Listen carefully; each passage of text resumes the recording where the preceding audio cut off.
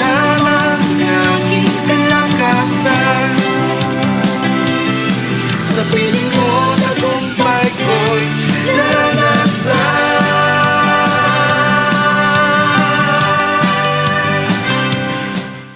Muli, isang magandang araw po sa bawat isa na nakikinig sa programang ito, ang araw-araw na pagpapala.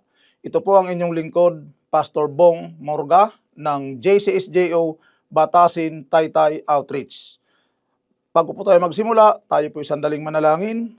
Ama namin sa langit, sa pangalan ni Jesus at sa kapangyarihan ng banal mong Espiritu, kami o Diyos muli ay lumalapit at nagpapakumbaba sa harapan mo.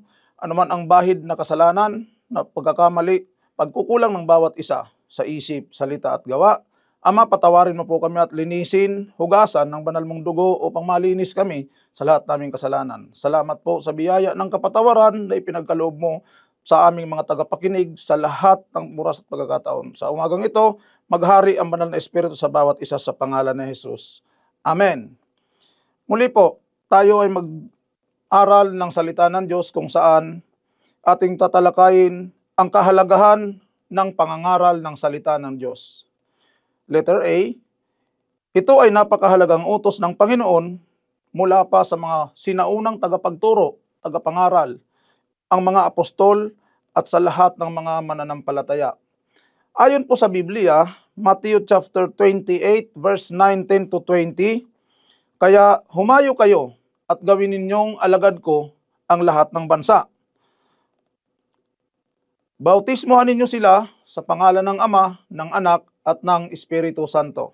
Sa verse 20, at turuang sumunod sa lahat ng ipinag-uutos ko sa inyo. Tandaan ninyo, ako'y laging kasama ninyo hanggang sa katapusan ng sanlibutan.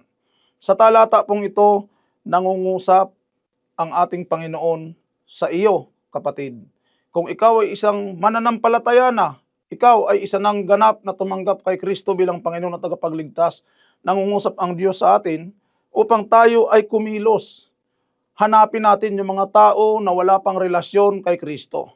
At kung ikaw naman ay wala pang tamang relasyon sa Diyos, ikaw lamang ay naniniwala na mayroong Diyos. Kapatid, kung mayroong kakausap sa iyo na isang mananampalataya, huwag mo silang babaliwalain. Bagkus, kailangan mong tanggapin at pakinggan kung ano ang mensaheng nais ipahatid ng Diyos sa iyo. Dahil napakahalaga, kapatid, na ang mensaheng ito ay marinig mo, maunawaan mo, at maisapamuhay mo. Pagkat sabi po doon ni Apostol Pablo, ang Ebanghelyo ay kapangyarihan ng Diyos sa ikaliligtas ng bawat sumasampalataya sa Diyos. Sabi ng Roma chapter 1 verse 16, hindi ko ikinahihiya ang mabuting balita tungkol kay Kristo, sapagkat ito ang kapangyarihan ng Diyos sa ikaliligtas ng bawat mananampalataya. Una ay sa mga Hudyo at gayon din sa mga Griego. So sa makatuwid, mga kapatid, hindi po tayo kinakausap ng Diyos upang makinig lamang ng salita at pagkatapos ay babaliwalain. Kung ikaw ay tumanggap na kay Kristo, kailangan mong gawin, hanapin, turuan, at nangako ang Diyos doon sa verse 20 ng kanyang salita, tandaan ninyo, ako'y laging kasama ninyo hanggang sa katapusan ng sanlibutan. Merong pangako, kapatid, sa iyo ang ating Panginoon. Pag tinanggap mo si Kristo, ibahagi mo ang kabutihan ng Diyos na naranasan mo mula sa Kanya.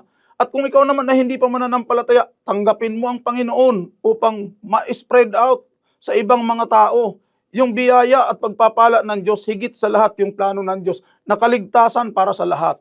Lalo na tayo, merong mga pamilya, merong mga kamag-anak, ikaw, kapatid, ang susi. Ikaw ang channel na gagamitin ng Diyos para sa kaligtasan ng iyong buong sambahayan.